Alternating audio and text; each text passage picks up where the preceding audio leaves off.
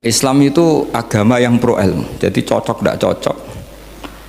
Kalau itu satu potensi dibicarakan, sehingga setiap khitab kepada Nabi itu terusannya ada kata fa'in tawallau. Muhammad, kamu harus menerangkan Islam itu begini-begini. Tapi kalau mereka menolak ajaran kamu, jadi potensi nerima ya dibicarakan, potensi menolak ya dibicarakan. Nah, makanya ini saya beri supaya barokah ya, dapat barokahnya ulama dulu saya baca ya. Faidatun qala Ibnul Qayyim. Ibnul Qayyim itu muridnya Ibnu Taimiyah. Ta'ammal khitabal Qur'an tajid malikan lahu al-mulku kulluh wa lahu alhamdu kulluh. Azimmatul umuri kulliha biyadi wa masdaruha minhu wa mawriduha ilaihi. Mustawiyan alal arsy la takhfa alaihi khafiyah. Min aqtari mamlakatihi aliman bima fi nufusi abidihi. Muttali'an ala asrarihim wa ala niyatihim munfaridun bitadbiril malakah yasma'u wa yara wa yu'ti wa yamna wa yuthibu wa yu'aqib wa yukrim.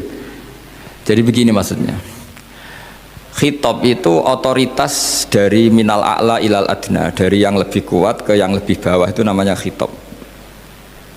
Kemudian harusnya kita semua sebagai manusia itu sebenarnya orang yang tidak sah memberi khitab, memberi perintah. Karena kita sendiri tidak berstatus khalik, pencipta. Jadi misalnya gini, saya janji sama sampean besok datang ke saya, kamu tak kasih uang. Besok saja saya tidak mesti hidup. Jadi janji itu sudah salah, besok saja saya tidak mesti hidup. Kalaupun hidup saja uang saya terbakar atau dicuri orang. Maka di sini dibutuhkan otoritasi khitab, harus diberikan zat yang punya otoritas penuh, yaitu zat yang nggak akan mati, yang nggak akan lumpuh, yang nggak akan mengalami satu gangguan sosial. Sebab itu dalam pandangan ulama tafsir itu punya akibat, saya ulang lagi, punya akibat bahwa hanya Allah yang berhak memberi khitab. Sehingga saking kerennya Allah itu bisa khitabun lil ma'dum. Ini di sini nanti ada contohnya. Sesuatu yang nggak ada kemudian Allah bilang kun menjadi ada.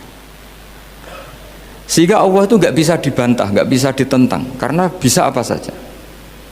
Karena asbabul qudrah adalah al-khalqu. Kalau dalam ilmu tafsir, kalau sampean dalam ilmu manusia kan gini, sebabnya melihat itu mata. Kalau dalam ilmu tafsir enggak, yang bisa menjadikan Anda melihat itu menciptakan.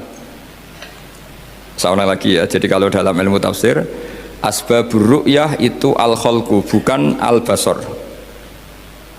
Kalau kamu melihat karena mata, berarti setelah jauh tidak bisa melihat, atau setelah tertutupi tidak bisa melihat. Tapi kalau kamu mengetahuinya karena menciptakan, maka kapan saja bisa melihat. Misalnya gini, saya punya emas 1 gram, kecil sekali 1 gram, saya tanam di dalam Monas, kedalamannya 1 meter. Mbok saya sudah di Jogja, saya tetap tahu bahwa di Monas kedalaman 1 meter ada emas 1 gram. Kenapa? Karena saya yang menciptakan, yang mengatur itu semua. Sehingga setelah saya di Jogja, setelah saya di mana-mana tahu bahwa di Monas itu ada emas 1 gram dalam kedalaman 1 meter. Sehingga Allah ketika mengatakan saya ini zat yang super tahu, itu kata Allah gimana? Ala ya'lamu man khalaqa. Ala ya'lamu ana ta ora ngerti sapa man wong zat khalaqa kang gawe sapa man. Masa orang yang menciptakan kemudian tidak tahu? Jadi awal tahu itu karena menciptakan. Tapi kita ini sudah lama jadi bodoh karena kita tahunya pakai mata. Sehingga kita mengatakan bagaimana orang buta bisa tahu wong dia buta. Kalau dia yang menciptakan tetap tahu. Tadi misalnya orang buta di kamar mandinya masang paku atau masang apa, dia tahu kalau di kamar mandi saya ada paku. Kenapa kok tahu? Karena yang masang saya. Nah, ini penting saya utarakan supaya nanti itu gampang analisis ayat-ayat berikutnya. Otoritas itu, otoritas khitab itu harus diciptakan dulu. Nah, baru setelah punya otoritas, saya ulang lagi, baru punya hak khitab. Nah sekarang enggak, para raja, para presiden, para dosen, para kiai itu sering melancarkan khitab, sementara dia enggak menguasai apa yang akan terjadi. Makanya Allah mengkritik kabura maktan indallahi antaqulu ma la tafalun. Itu salah besar ketika kamu seakan-akan memegang otoritas pada sesuatu yang sebenarnya kamu tuh tidak pernah melakukan, tidak pernah ikut menciptakan. Misalnya cong kowe nak nurut aku sok ben mesti uripmu kepenak. Otoritas itu dari siapa coba? Urip kepenak ya di luar wilayah kita, kehidupan besok juga di luar wilayah kita. Sampai kita kalau mau ke kuburan itu panduannya Nabi gimana kalau berdoa? Apa? Assalamualaikum daro qaumim mukminin wa inna insyaallahu bikum lahikun. Salam untuk kalian semua dan kita insya Allah suatu saat akan bertemu, insya Allah. Padahal mati itu adalah satu keharusan. Tapi kalau yang di kuburan itu orang mukmin, kita tidak ketemu lagi sama mereka jika kita mati kafir, karena nanti tempatnya beda. Yang satu alamatnya surga, yang satu alamatnya neraka. Maka kata ulama, kata insya Allah di situ adalah kita masih berharap mati dengan status yang sama sehingga bisa ketemu. Jadi itu artinya gini, di selain Allah itu bilang janji, bilang khitab itu nggak sah. Dulu kan Nabi Muhammad SAW itu saking yakinnya setiap problem itu ada malaikat Jibril datang, saking yakinnya. Suatu saat ada orang Yahudi tanya, Muhammad kalau kamu Nabi betul, beritahu kami tentang Dzulqarnain, beritahu kami tentang Ruh, beritahu kami tentang Luqman Al-Hakim. Nabi karena reputasi hariannya dipandu Jibril bilang, ya sudah besok datang lagi ke sini tak jawab.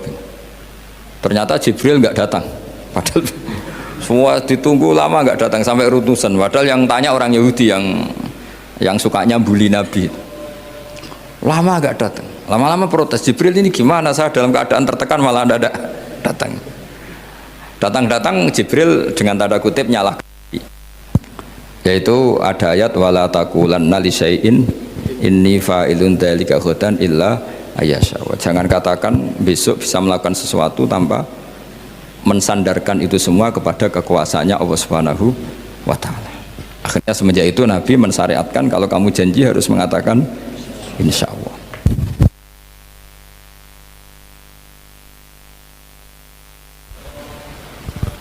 Ya, kenapa ini saya katakan penting? Karena nanti khitab di Quran itu supaya proporsional ya. Sekarang banyak orang memahami Quran tapi nggak mau mempelajari ilmunya apa? Quran. Termasuk ilmunya Quran tadi ya, ada 3 ingat ya. Khitabun lin nabi itu bisa saja khitabun li ummati. Yaitu dalam kasus-kasus yang Nabi tidak ngalami kasus itu tapi yang ngalami umatnya.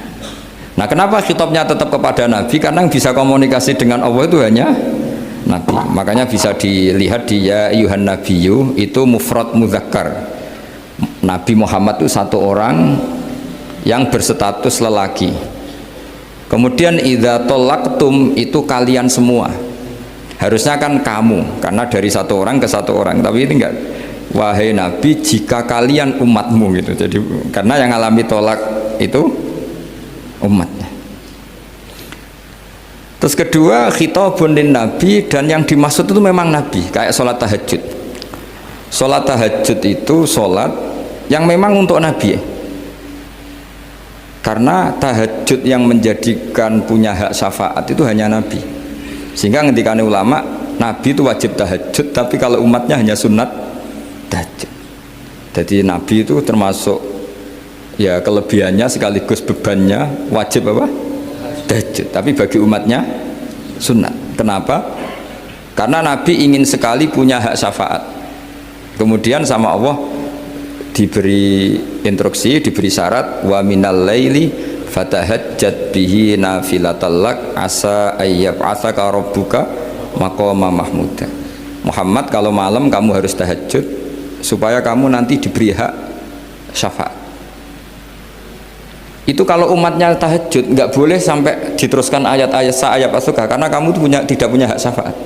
Disyafaati saja tidak mesti. tapi Nabi harus tahajud supaya punya hak apa? Dan perlu dicatat syafaat itu hadisnya sahih semua, di Bukhari ada, di Muslim ada. Cuma orang berlebihan cara menolak syafaat atau mengimani syafaat. Ada yang berlebihan ngimani sampai tidak pernah ngamal baik, mentang-mentang nanti dapat syafaatnya Kanjeng Nabi. Ada yang nggak percaya syafaat. Itu ya kebablasan juga, padahal itu ada di hadis sahih semua cerita syafaat. Itu khitabun Nabi, dan yang dimaksud memang Nabi. Sehingga umatnya tidak wajib tahajud, tapi Nabi wajib tahajud. Terus ketiga, khitabun Nabi sekaligus khitabun ummati. Itu yang dimaksud di hadis Arba'in Nawawiyah, wa inna wa ta'ala amaral mursalin bima amaral bil mu'minin, atau dibalik amaral mu'minin bima amaral bil mursalin, dibolak-balik sama. Yaitu para nabi ya dikhitabi memakan sesuatu yang thayyibat, para orang mukmin juga kena khitab memakan sesuatu yang apa? Thayyibat. Ini sama. Jadi ya ini ada tiga berarti ya, khitabun nabi, tapi yang dimaksud umatnya, khitabun nabi yang dimaksud adalah nabi saja. Terus ketiga, khitabun nabi yang dimaksud plus umatnya. Nah, kajian seperti ini penting. Karena kesalahan Khawarij itu satu kelompok ekstrim yang tidak mengikuti Sayyidina Ali, juga gak mengikuti Sayyidina Muawiyah, tidak mengikuti Ali, juga gak mengikuti Muawiyah, disebut Khawarij. Khawarij itu jamaknya Kharijah, dia keluar dari pikiran ala Sayyidina Ali, juga keluar pikiran dari Muawiyah. Di sini disebut dia khurut dari kata Khawarij, serba keluar, dia tidak mengikuti sana, tidak mengikuti sini, akhirnya disebut Khawarij. Nah, Khawarij itu orang yang berpikir sesuai kritik yang dilakukan Quran, tapi mereka lupa bahwa yang punya otoritas kritik itu Allah. Karena yang kalau boleh sama-sama terganggu, kerajaannya itu hanya Allah. Gini saya beri contoh ya, yang punya hak ketika sepeda motor saya kamu pakai, yang punya hak menentukan itu gasap apa pinjam itu saya apa orang lain? Saya. Ketika yang pakai gak pamit itu teman akrab saya atau anak saya atau orang yang saya ridhoi, itu namanya gasap apa pinjem gak pamit? Ya udah, ini harus jelas. Tadi pagi saya ngaji direktorat, saya bilang di fikih itu ada istilah ulima ridhohu, sesuatu tidak pamit formal tapi sudah diketahui ridhonya. Makanya di fikih ada bab namanya mu'atoh, tadi pagi saya terangkan ya. Di perdebatan fikih itu ada bab namanya apa? Mu'atoh. Mu'atoh dari kata ato yu'ati, mu'atotan, saling transaksi yang non verbal tapi maklum. Ya seperti kalau kamu marung itu contohnya, kalau kamu marung di kantin terus makan gedang goreng, itu nyuri apa beli? Coba jawab saja. Kalau dikatakan beli kamu belum bayar, kalau dikatakan nyuri terang-terangan. Coba kalau mbak-mbak milih mana, itu nyuri apa beli? Kalau beli belum bayar, kalau nyuri kok terang-terangan ya. Nggak nyuri apa beli?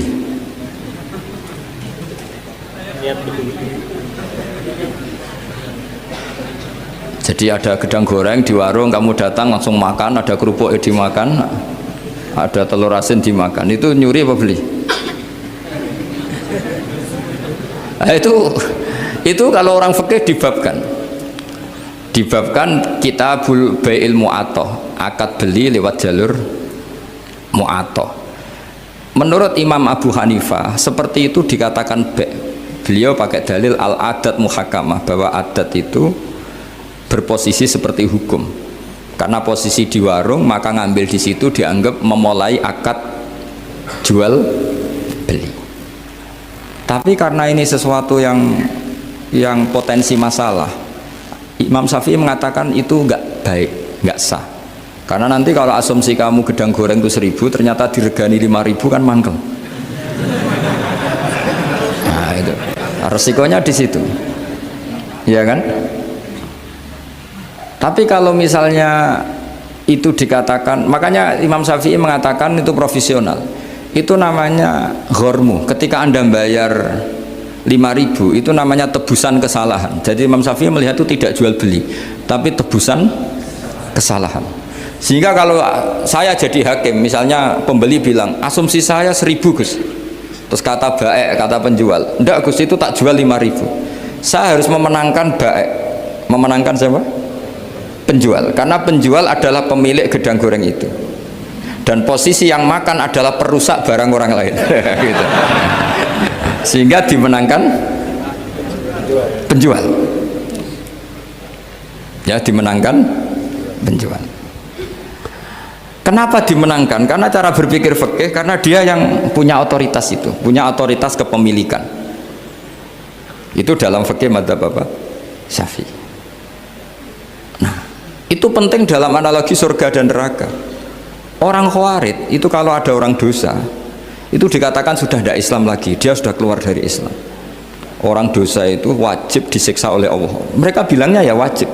Dalam kelompok Islam itu ada kelompok namanya Khawarij, orang yang sangat ekstrim dalam berpikir. Dia mengkafirkan orang yang melakukan dosa apa? Besar, dihukumi kafir. Tapi pendapat ahli sunnah enggak, orang dosa besar ya dosa saja, tapi tidak usah dihukumi kafir. Kenapa? Cara berpikir ahli sunnah, surga neraka itu milik Allah. Kalau yang punya saja tidak apa-apa, ngapain ada yang ribet? Yang punya surga neraka itu Tuhan, dan Tuhan memanggil-manggil orang yang salah itu disuruh tobat, anibu ila rabbikum, wahai hambaku yang berlebihan, yang masih dosa, ayo kembali ke saya. Kapan saja kembali ke saya tak terima. Sehingga dalam madzhab ahli sunnah, otoritas khitab, otoritas kepemilikan yang berhak ya yang punya, orang lain itu nomor 2. Sehingga tadi kalau Anda bawa kayak motor saya dan Anda teman akrab saya, tidak pamit saya, kalau saya bilang itu nggak apa-apa ya nggak apa-apa, kalau saya bilang apa-apa ya apa-apa, nggak penting orang lain. Sehingga ini wilayah yang agak sensitif, tapi ini ilmu, mau tidak mau kita harus dengar. Sehingga di fikih ada bab ulima ridhohu. Misalnya ada orang makan gedang goreng di warung terus ditangkap Pak polisi, wah ini pencurian, mesti bakulnya nggak terima, enggak pencurian, memang tak jual. Nah, yang kasus begini, ini yang kasus, ini mungkin kasusnya anak-anak yang masih kos atau masih mahasiswa. Warung kantin dijaga ibu-ibu. Ada anak makan lahap, dikira belinya cash. Setelah dimakan ternyata akadnya utang. Nah, itu pertanyaannya itu halal apa enggak? Karena asumsi baiknya monggo-monggo. Karena apa sudah mengkhayal nanti ada sekian uang cash didapatkan. Ternyata nyatet atau utang. Nah, kalau ngomong di depan, Bu saya mau makan di sini utang, kira-kira enggak boleh. Wah, itu ada sekian PR, makanya saya sering muji orang-orang yang enggak alim. Enak-enaknya orang tuh orang enggak alim karena enggak kesulitan seperti ini. Kita sebagai peneliti fikih itu sering kesulitan. Nah, sama Anda misalnya naik Grab atau naik taksi atau apa, ketika Anda naik itu posisinya enggak sap apa pinjem, dikatakan akad sewa belum bayar, dikatakan pinjem nanti harus bayar. Jadi ada sekian masail fikih yang jadi perdebatan. Nah, apapun itu nanti kata finalnya itu dia yang punya, yaitu supir taksinya atau baeknya, penjaga warung tadi. Nah, sehingga hukum itu bagi orang lain sudah tidak sah kecuali bagi yang punya. Nah, di sini ini kelihatan benarnya madzhab ahli sunnah wal jamaah. Ahli sunnah mengatakan apapun salahnya seseorang setelah dia beragama Islam itu wilayahnya Allah, kita tidak bisa berbuat apa-apa. Makanya ada ayat laisalaka minal amri syai'un aw yatuba alaihim aw yu'adzibah. Muhammad, meskipun kamu kekasih saya, kamu tidak punya otoritas menentukan si A dimaafkan, si A disiksa. Otoritas itu hanya bagi saya, kata Allah.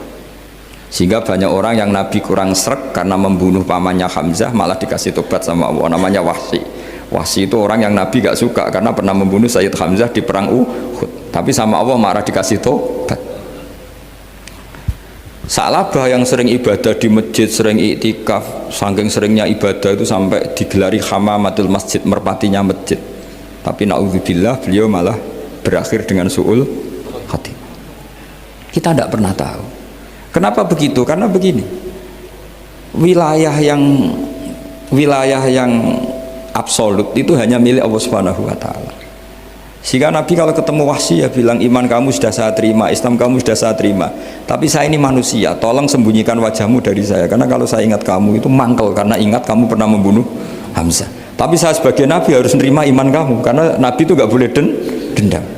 Tapi kalau mangkel-mangkel sedikit kayaknya agak boleh mungkin ya, mungkin itu ya. Tapi profesional, Nabi sebagai manusia nggak berkenan melihat Wahsy, tapi sebagai Nabi legowo terhadap imannya Wahsy. Tapi Allah sendiri yang ngendikan laisa laka minal amri syai'un aw yatuba. Coba orang munafik, kayak apa salahnya orang munafik? Tapi ketika Allah ngendikan tentang orang munafik gimana? Wa yu'adzibal munafiqina in sa'a aw yatuba.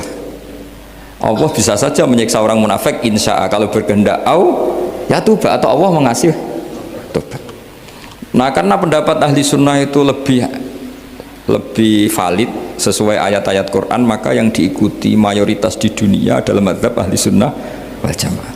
Dan itu dimulai cara berpikir yang sederhana, yang berhak menentukan khitab ya yang punya, titik itu saja. Yang berhak menentukan khitab ya yang, lah tentu yang punya alam raya ini hanya Allah Subhanahu wa ta'ala.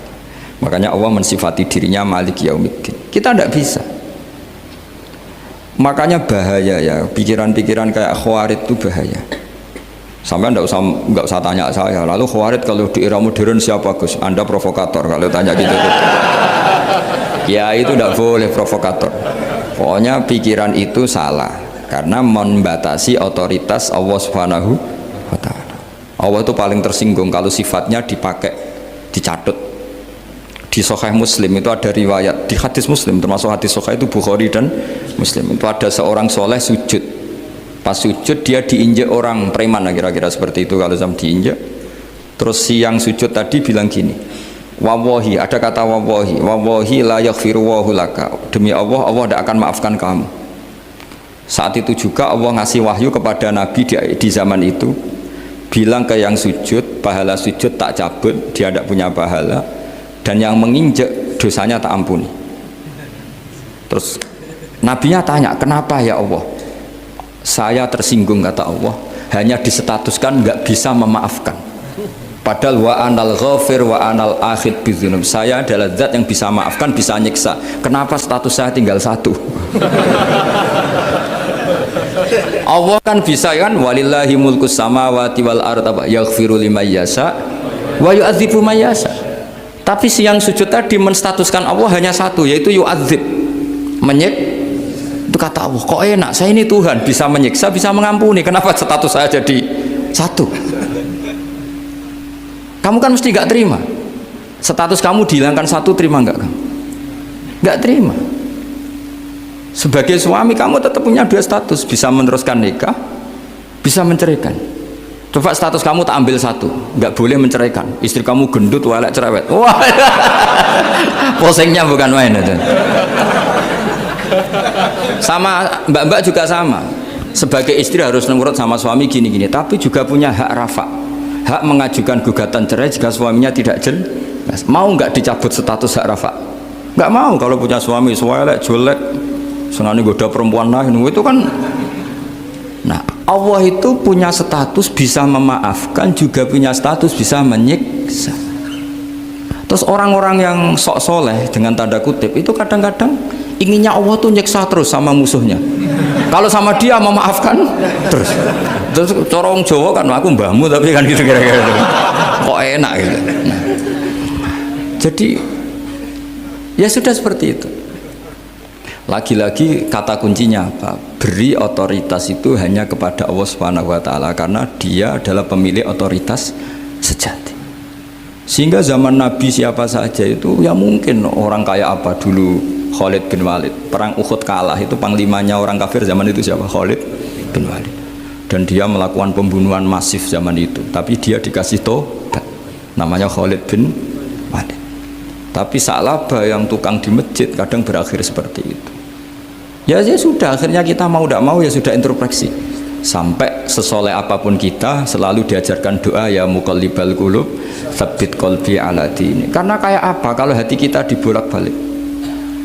Karena cara berpikir tentang Islam dan tentang ateis atau tentang kekafiran itu mirip satu visi. Makanya hati-hati mahasiswa, karena senangnya berpikir sendiri. Kadang ngelantur kemana-mana. Saya beri contoh. Sampai kalau sekarang masih miskin, berbahagialah. Karena miskin itu mudah jadi orang dermawan. Kalau orang sudah kaya itu ribet. Coba misalnya sampean jadi santri saya, tak contohkan. Biasanya santri kalau sama kiainya akan loyal. Kamu miskin punya ayam 2, tak minta 1 boleh enggak? Boleh, padahal itu 50%. Ya, terus punya uang 100.000, tak minta 50.000, kira-kira boleh enggak? Boleh, padahal itu 50%. Tapi kalau kamu kaya, punya uang 1 miliar, tak minta 500 juta, boleh enggak kira-kira? Padahal itu berapa? 50%. Gampang mana dermanya orang kaya sama orang miskin untuk mengamal 50. Itu mahasiswa yang masih miskin-miskin, uangnya hanya 100.000, traktir temannya habis nggak masalah, padahal itu berarti 100%. Uangnya 50.000 diminta temannya dikasihkan semua, padahal itu aset satu-satunya. Nah, salaba itu cara berpikir gitu sehingga Allah tersinggung. Saya beri contoh ya, salaba itu singkat cerita kan kalau habis jamaah salam langsung lari pulang. Terus ditanya sama Nabi, kenapa kamu kesusu pulang gitu? Istri saya di rumah masih belum pakai baju karena gantian sama saya. Saking miskinnya tuh baju itu gantian. Sama nggak usah bayangkan lalu di rumah telanjang kayak apa, berarti kamu porno. Kamu porno berarti tidak boleh. Pokoknya ceritanya seperti itu, tidak usah lari, gantian pakai itu. Singkat cerita, ya Rasulullah, buat saya ini didoakan kaya. Sampai 3 kali Nabi bilang bisa saja miskin itu lebih baik bagi kamu. Lama-lama sampai memaksa Nabi, akhirnya Nabi berdoa. Terus beliau kaya, dan Salabah agak salah, dia nggak minta paket kaya barokah tapi mintanya kaya saja, diturutin kaya. Pertama punya kambing di pegunungan ya, kalau di Arab itu kan kambing diletakkan di Jabalen, Mabinal Jabalen, di antara 2 lembah itu 40 sampai 80 sampai 4.000. Singkat cerita ketika 40 Nabi sudah memerintahkan sahabat diminta zakat, berarti kalau 40 itu 1, kalau 80 kira-kira 2. Ya sudah gitu. Sebetulnya ketika 40 kalong 1 terkurangi 1 zakat itu kan ringan karena masih 39. Ya kayak tadi kamu punya uang 1 juta, jangan 1 juta, 500.000 sudah agak berat kamu. Tidak, gini saja, tak beri contoh betapa mudahnya dermawan bagi orang miskin. 1 juta itu kan zakatnya berapa? 25.000 ya. Rubul usyur kalau dalam bahasa Arab itu berapa? Kalau bahasa kampus kan berapa? 2%, 2,5 ya, 2,5. Itu bahasa keliru sebetulnya. Sama ikut saya saja. Saya itu berkali-kali saya pernah nggarap matematika, cepet-cepetan biar pakar matematika itu mesti cepet saya. Karena saya ini agak bedui. Orang bedui itu cara berpikir itu lebih gampang. Jadi kalau orang Arab, tak ajarin matematika Arab ya, itu nggak ada porogapit. Jadi begini cara berpikir orang Arab itu berpikir bertahap. Ya kalau 2,5 itu kalau orang Arab bilang rubul usyur apa? Rubul usyur, 1/4 dari 1/10. Jadi kalau orang Arab berpikir bertahap. Jadi misalnya 1 juta, 1/10-nya berapa? 100.000. Terus 1/4-nya berapa? 25.000. Jadi disebut rubul usyur, 1/4 dari 1/10. Jadi 1 miliar, cari 1/10-nya dulu, 100 juta. Terus 1/4-nya, sehingga nggak usah porogapit ruwet. Jadi orang Arab kalau bilang 1/10 sama 1/20 itu tidak bisa, karena nanti tidak ada porogapit. Orang Arab bilang al usyur atau nisful usyur. Misalnya zakatnya apa itu zuru, berarti 100, 1/10-nya berapa? 10. Terus orang Arab kalau misalnya pertanian kamu biayai zakatnya 1/20, orang Arab bilang bukan 1/20, nisful usyur. Berarti berapa? 100, usurnya 10, separuhnya 1/10, berarti 5. Lah 5 ini bahasa kamu apa? 1/20. Ya, bahasa orang kampus 5 kan 1/20. Kalau 10 1/10. Kalau orang Arab bilang apa? Usyur atau nisful, kan gampang gitu. Ya saya ulang lagi ya, berarti kalau 1/10-nya 1 juta, usurnya berapa? 100, nisful usur 50. Ya, gampang mana matematika Arab sama matematika ini sama? Daripada sama nggak porogaf betul pusing saya lihat itu. Ya sudah gitu aja, pokoknya diusurkan semua. Orang Arab kalau bilang tuh diusurkan semua, berarti 1 juta. Misalnya zakat mal kan 2,5, berarti 1 juta usur dulu, berarti 100.000. Lah zakatnya itu rubul usur, 1/4 dari 1/10. Ya di 1/10 dulu, berarti 100. Habis itu rubul usur, 1/4 dari 1/10, berarti ya, jadi gampang saja, 1 juta tulis saja langsung 100.000 usur, terus 1/4-nya 25. Gampang mana? gampang lagi pakai kalkulator. Nah, sekarang begini. Kira-kira kalau kamu punya uang 1 juta diminta zakat 25.000 enteng enggak? Enteng. Biasa kan kita punya uang 1 juta naktir teman sampai habis 100.000 200 enteng. Tapi kalau sudah 10 juta 10 juta berarti rubul usurnya berapa? 250. Kalau 1 miliar 25 juta. Wah, itu sudah pikiran kamu kan bikin toko baru, bikin konter baru. Nah, kalau 100 miliar berapa? 200. Nah, sak labah ini ketika dimintai zakat ketika 40 enggak, masih kambing 40 enggak mau, 80 enggak mau, sampai hampir 4.000. Kalau 4.000 misalnya digawe rata-rata 51 aja, digawe bulat ya. Berapa sebenarnya? Per 1.000 kan 20. Ya kan? Per 1.000 kambing kalau dipakai 50 saja, per 1.000 kambing berapa? 20 kan? 20. Kalau 4.000 80. Kira-kira itu misalnya dipakai 50. Apalagi itu 40 lebih banyak lagi. Akhirnya ngomentari sahabat yang disuruh Nabi ngambil zakat. Wah, ini tidak zakat, pemerasan. Karena jumlahnya sudah signifikan. Maka kalau kamu ingin dermawan sekarang itu bisa dermawan 50%. Itu punya 2 ayam kurus lagi. Diminta masjid untuk syukuran. Mas bawa aja. Punya kambing kurus 2. Kata kamu hanya itu. Ada panitia masjid minta sumbangan, kasih aja 1. Sudah ngamal 50%. Tapi kalau punya sapi limusin 2 yang per 1 harganya 70 juta, kalau diminta 1 kan nilainya tetap 50%. Gampang mana orang miskin sama orang kaya ngamal? Orang miskin. Terus kedua, hebatnya orang miskin itu kalau ngamal itu dramatis. Betul itu. Jadi makanya kenapa Nabi suka orang miskin. Loh, saya pernah ditanya, saya ini punya teman yang kaya raya, dia biasa ngamal 1 miliar 2 miliar. Dia nggak terima sama fatwa saya, Gus kenapa Anda masih muji orang miskin? Ngamalnya tuh banyak saya sekali ngamal bisa 1 miliar, setengah miliar. Tapi kata saya, ngamal kamu itu tidak dramatis, nggak seru kata saya. Terus dia tanya, kok bisa Gus? Dia orang kaya, paling ngamal 1 miliar untuk bangun masjid, 1 miliar, setengah miliar bangun pondok, setengah miliar. Tapi kalau orang miskin, misalnya tukang beca, orang miskin kan pasti kawannya orang miskin. Kan nggak mungkin orang miskin utang Abu Rizal Bakri, utang Yusuf Kala, kan nggak mungkin. Kenal saja ndak. Orang miskin kan utangnya sesama orang miskin. Itu pasti itu kan hukum sosial itu.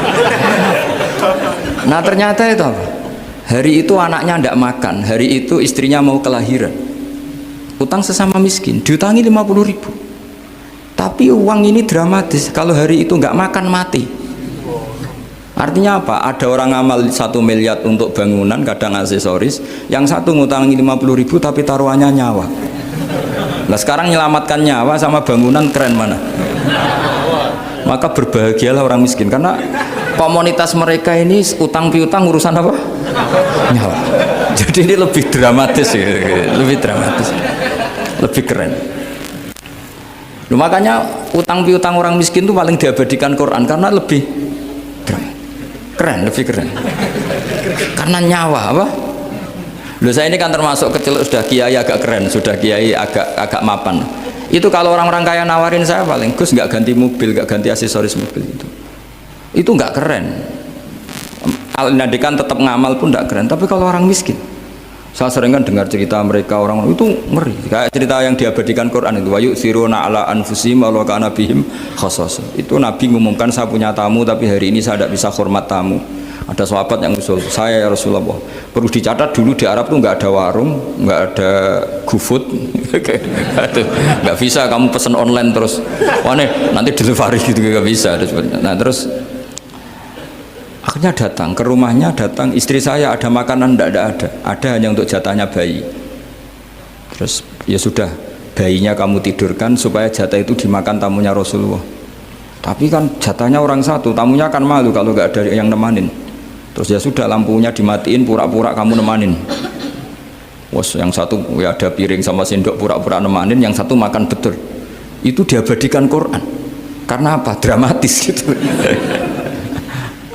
Sehingga pagi-pagi dia datang ke Nabi, kamu punya amal apa? Sehingga tadi malam ada ayat wa yu'thiruna ala anfusihim walau kana bihim khasasah. Mereka mengalahkan kepentingan dirinya sendiri meskipun punya kepentingan sendiri demi tamu tadi. Terus cerita dia, kita tamu tadi malam ya Rasulullah, yang saya sanggup menghormat, sebenarnya saya tidak punya apa-apa, hanya jatah bayi. Itu aja dramatis, bayinya ditidurin dulu, tapi tidak disuntik ganja, tidak ditidurin. Ditidurin biasa nanti kan, ditidurin biasa. Terus suami saya pura-pura nemani, lampu dimatikan. Nah mungkin tamunya saking laparnya gak penting mikir itu, yang penting makan aja. Jadi maka sebetulnya orang-orang miskin itu tidak usah hiru, wah itu orang kaya bisa ngamal masjid 1 miliar 2 miliar. Tetap ngamalnya ini sesuatu yang tidak mendesak. Tapi sesama orang miskin, kalau temannya minta tolong itu mesti dramatis. Istri mau kelahiran, kematian, kelaparan, pokoknya yang diselamatkan itu seru semua.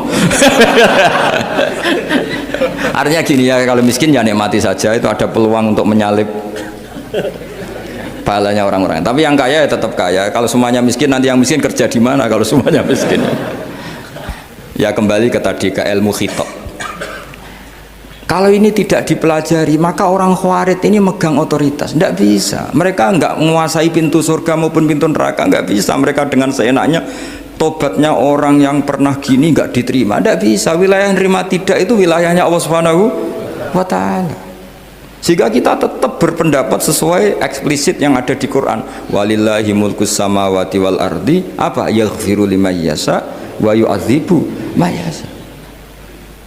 Sehingga nggak boleh kita pegang otoritas agama, nggak boleh. Kita hanya bisa menjelaskan. Kalau pegang nggak boleh.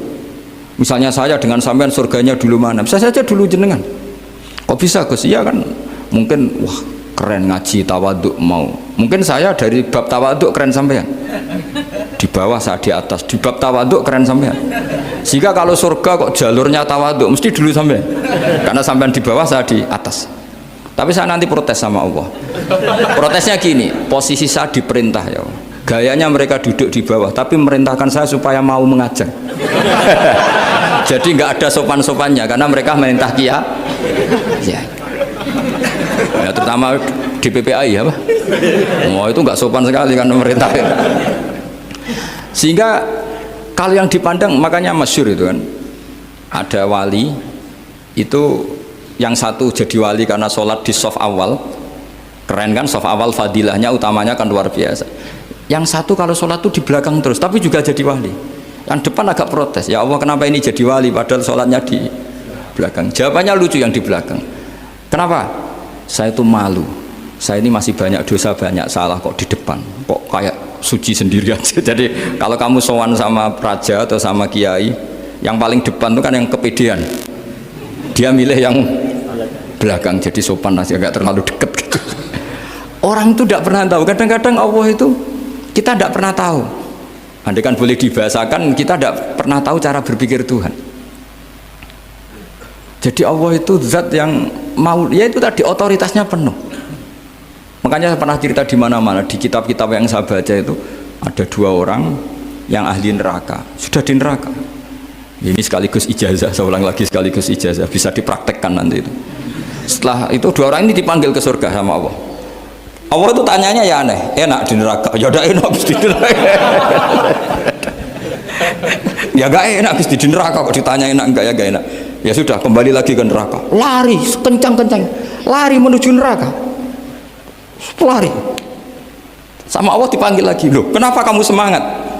Ya Allah, saya ini kapok, saya ini trauma. Dulu ketika engkau perintah, saya ini lelet sekali, disuruh sholat lelet, disuruh zakat lelet. Maka ini dengan perintah saya semangat supaya nggak ngulang kesalahan yang sama.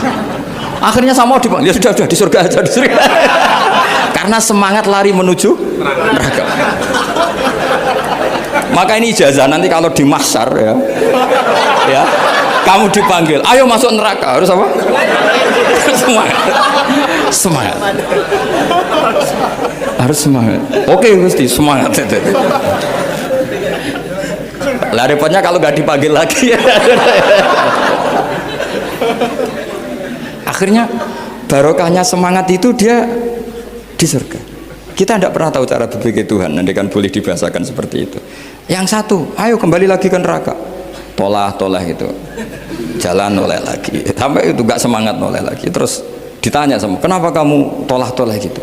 Saya tidak pernah ngira ya Allah, ketika engkau panggil di surga, kemudian engkau kembalikan lagi ke neraka. Ya sudah, kamu di surga saja. Barokahnya husnudzon.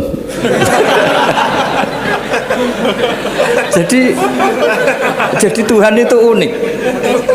Makanya dalam tradisi ulama itu ad-dinu ar-riwayah, agama itu riwayat. Sebagian diredaksikan inna hadzal ilma dinun fanzuru amman ta'khuduna dinakum. Agama ini, ilmu ini agama, maka lihat riwayatnya. Karena kita tidak pernah tahu cara berpikir Tuhan. Kita harus mengikuti riwayat yang diutarakan Rasulullah SAW. Karena kita tidak pernah tahu. Kayak tadi ada orang diinjek, kita mesti kan terprovokasi ingin bela yang sujud menyalahkan yang injek. Tapi ketika yang sujud mencatut nama Tuhan, Allah tidak akan memaafkan kamu.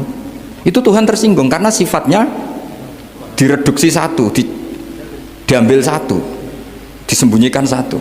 Loh, ada kan dia begini mungkin malah Allah maklumi. Saya tidak akan maafkan kamu. Enggak apa-apa Allah, kan saya. Kan tidak mencatut namanya Allah. Selama hidup saya tidak akan maafkan kamu. Allah nggak akan tersinggung. Karena dia sebagai manusia tentu punya dendam, punya rasa mangkel, punya emosi. Tapi kalau ketika bilang Allah tidak akan maafkan kamu, berarti dia mencatut statusnya Allah. Dan Allah disifatkan hanya satu dari sifatnya Allah, yaitu hanya sifat menyiksa. Padahal Allah punya sifat memaafkan. Ini hati-hati bagi orang-orang soleh, orang-orang yang terlalu berpikir keras dalam Islam, nggak boleh seperti itu. Masyhur itu kan, ada satu perkampungan yang sering secara masif terstruktural mau menghabisi Nabi, yaitu namanya kampung Usoyyah, Ro'lan sama Zakwan. 3 kampung ini sering koalisi mau menghabisi Nabi, sampai Nabi sering kunut nazilah, Allahumma an Ro'lan wa Zakwan wa Usoyyat asad Allah wa Rasulah. Sering dipasutkan gitu, tapi Allah malah menurunkan wahyu, Muhammad kamu tidak boleh intervensi saya seperti itu. Bisa saja mereka dapat hidayah. Semenjak itu Nabi meninggalkan kunut nazilah. Terus dan sebagian ulama mengatakan itu awal diturunkannya ayat laisalaka minal amri syai'un au yatuba alaihim au yu'adzibahum. Jadi ini sekaligus lagi-lagi ini bab khitab. Jadi ya seperti kita punya, makanya orang itu tetap donga ya muqallibal qulub sabbit qalbi ala dini, karena otoritas itu bagi yang punya. Maka kata malik, kata pemilik itu kunci dalam ilmu tauhid atau ilmu tafsir atau ilmu apa saja. Misalnya gini, sampai saya punya rumah yang ruangan depan itu ruang tamu, tentu dapat perlakuan khusus, sering steril, sering bersih, bahkan dihias pakai bunga, pakai macam-macam. Ruangan tengah biasa, ruangan belakang buat buangan sampah, buat WC, buat macam-macam. Sah apa enggak? Sah. Kenapa? Karena saya pemiliknya. Apa? Karena saya. Tapi kira-kira yang sedang di ruang tamu, tanah yang sedang di ruang tamu yang dimanjakan juga nggak boleh kumo luhur. Bisa saja suatu saat saya rubah pikiran, rumah saya tak balik dari menghadap utara ke selatan. Yang dulu WC jadi ruang tamu, yang ruang tamu jadi WC. Langsung perlakuannya rubah 180 apa derajat, jika 360 derajat. Nah itu yang di sini nih, kenapa orang soleh pun tetap takut sama Allah, karena Allah tuh yaf'alu ma yasha, bisa melakukan apa saja. Sehingga tradisinya ulama ketika zaman ini sudah rusak seperti ini, ulama-ulama tidak ada yang khawatir, karena Allah mensifati dirinya al-hadi sebagai zat penunjuk. Coba kita sudah tidak ditungguin nabi, nggak ditungguin wali, nggak ditungguin orang-orang soleh dulu, tapi agama itu ya jalan sampai sekarang. Ada orang ngaji, ada orang sholat, ada orang zakat. Andekan agama itu diserahkan manusia, sudah kita tidak bisa mempertahankan agama ini di zaman seperti ini.